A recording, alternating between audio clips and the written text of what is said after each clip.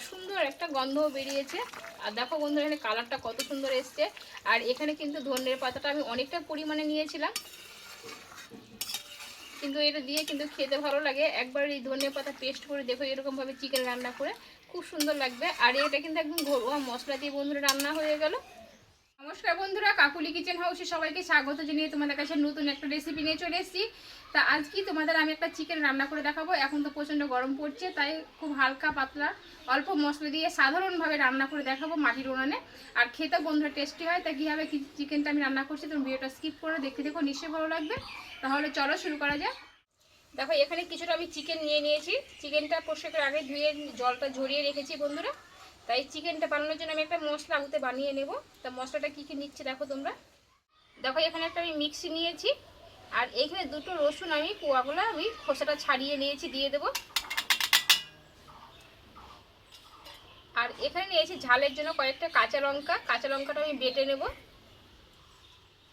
আর এখানে নিয়েছি কয়েক টুকরো আদা। আর এখানে নিয়েছি বড় সাইজ একটা টমেটো, 5 পিস করে নিয়েছি, দিয়ে দেব। আর এখানে নিয়েছি কিছুটা ধনের পাতা গোটা সমেত, আমি দিয়ে দেব।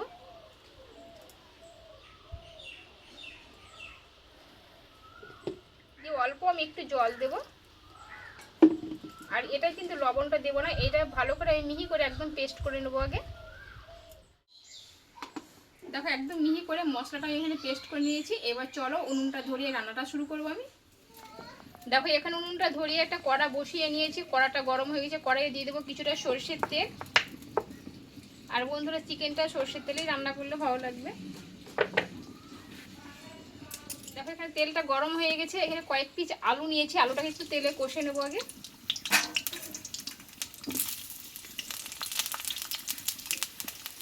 লবণ হলুদ না দিয়ে শুধু তেলে আলুটাকে একটু কষিয়ে নেব।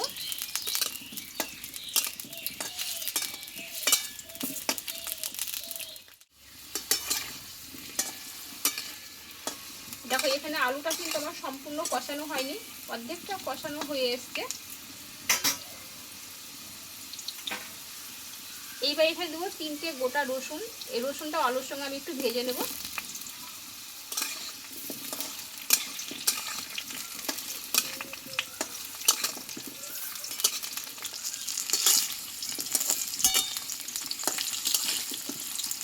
দেখো এখানে গোটা রসুন আর আলুটা কিন্তু আমি লাল লাল করে ভালোভাবে কষিয়ে নিয়েছি। এবার তেল থেকে তুলে নেব।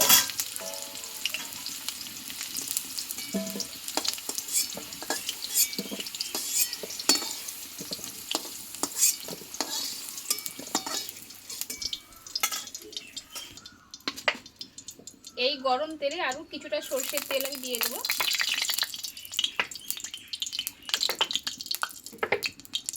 আর দেবো দুটো শুকনো লঙ্কা।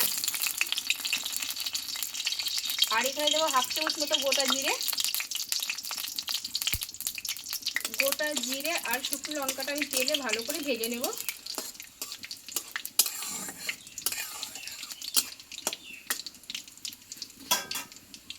দেখো এখানে লঙ্কা জিরেটা কিন্তু ভাজা হয়ে গেছে। আর এখানে নিচে দুটো বড় সাইজের পেঁয়াজ কুচানো আমি দিয়ে দেবো পেঁয়াজটাকে। যে পেঁয়াজটা আমি ভালোভাবে তেলে আগে ভালো করে ভেজে নেব।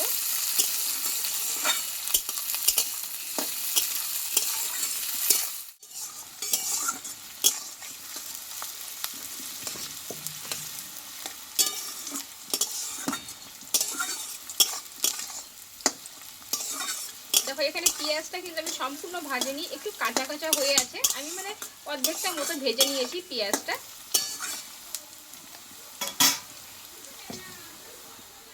এবার দেবো স্বাদ মতো লবণ, আর দেবো পরিমাণ মতো হলুদ গুঁড়ো। লবণ হলুদটা দিয়ে আমি আর একটু নাড়াচাড়া করে নেব।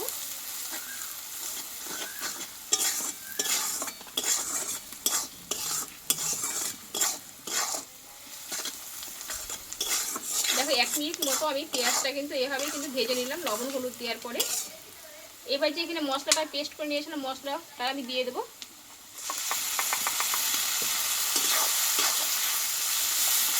পেঁয়াজের সঙ্গে মশলাটা আমি ভালো করে কষিয়ে নেব।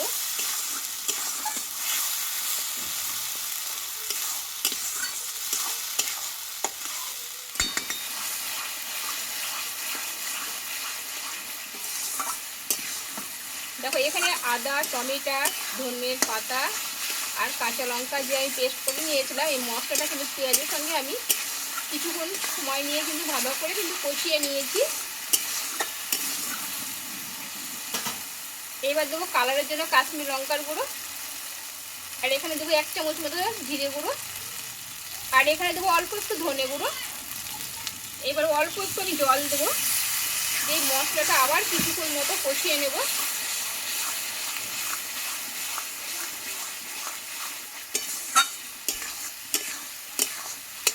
যতক্ষণ মশলা থেকে তেলটা না ছাড়ছে ততক্ষণ কিন্তু মশলাটা আমি ভালো করে কষিয়ে নেব।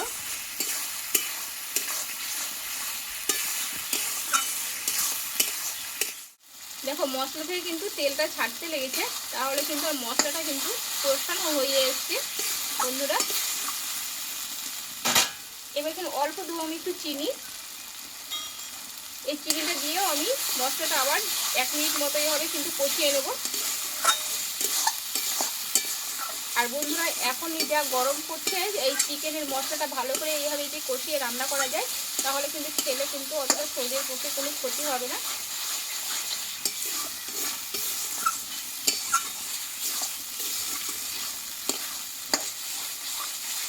দেখো এখানে কিন্তু মশলাটা আমার কষানো হয়ে গেছে, একদম পুরোপুরি কষিয়ে নিয়েছি।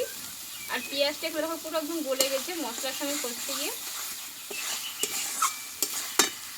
এবারে ধুয়ে রাখা চিকেনটাকে আমি দিয়ে দেবো।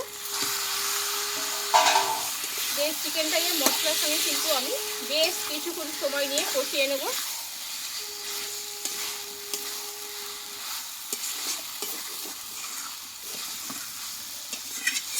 খুব অল্প আছে বন্ধুরা, হাতে সময় নিয়ে কিন্তু চিকেনটাকে কষিয়ে নেব।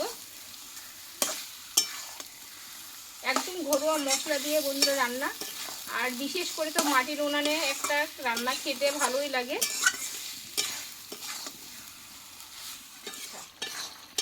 দেখো এখানে কিন্তু মশলার সঙ্গে চিকেনটা নাড়াচাড়া করতে করতে কিন্তু এখানে জল জল ভাব চলে এসছে। এই জলটাই কিন্তু থেকে যাবে, চিকেনটা কিন্তু ভালোভাবে কষিয়ে নিতে হবে। আর চিকেনটা কিন্তু প্রায় অর্ধেকটা আমি কষিয়ে নিয়েছি।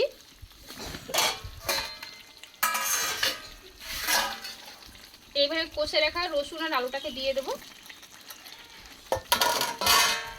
দিয়ে বেশ কিছু সময় নিয়ে ভালো করে এবার চিকেন আলুটা কষিয়ে নেব।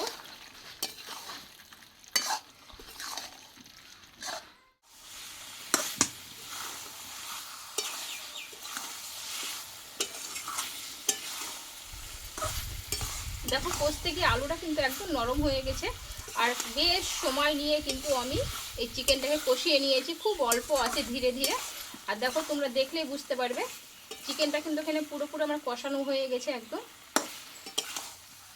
আমি এবার এখানে নর্মাল জলটা দিয়ে দেবো, তোমরা গরম জলও দিতে পারো।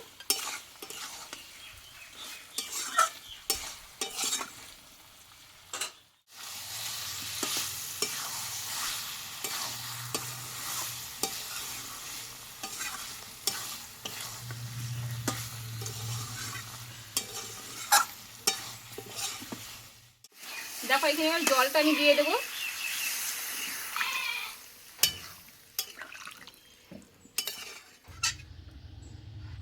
দেখো বন্ধুরা এখানে চিকেনটা তো ভালোভাবে কষিয়ে আমি জলটা দিয়ে দিলাম, নর্মাল জলই দিলাম।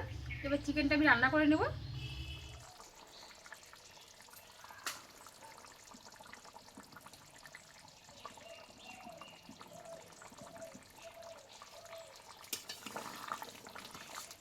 দেখো এখানে কিন্তু অল্প আছে, আমি কিন্তু চিকেনটা রান্না করে নিয়েছি। আর এই চিকেনটাই কিন্তু ঝোলটা আমি এখনো মানে কমিয়ে নেব, আর একটু ফুটবে। আর বন্ধুরা এখানে আমি অফ ক্যামেরা 2টো কাঁচা লঙ্কা চেরা দিয়ে দিয়েছি। এইবার এখানে দেবো 1/2 চামচ মতো গরম মশলার গুঁড়ো।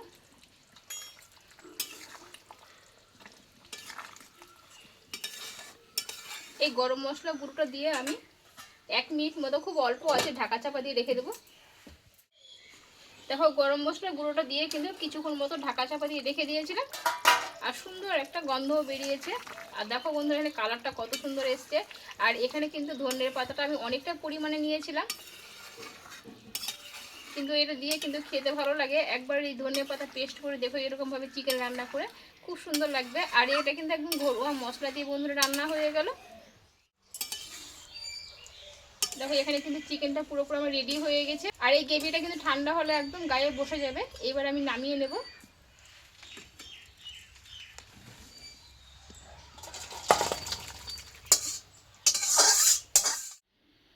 বন্ধুরা তাহলে ঘরোয়া মশলা দিয়ে মাটির উনানে আমার চিকেনের রেসিপিটাও হয়ে গেল। আর এই চিকেনটা কিন্তু খেতে ভালো লাগবে, তা তোমরা বাড়িতে একবারে ট্রাই করতে পারো, আশা করি ভালো লাগবে। তা আজকে আমার চিকেনের রেসিপিটা তোমাদের কেমন লেগেছে অবশ্যই কমেন্ট করে জানাবে। যদি ভালো লাগে তাহলে লাইক করে দিও, একটা বন্ধুদের শেয়ার করে দিও। আবার পরে তোমাদের কাছে নতুন রেসিপি নিয়ে আসবো। তোমরা ভালো থেকো, সুস্থ থেকো, টাটা।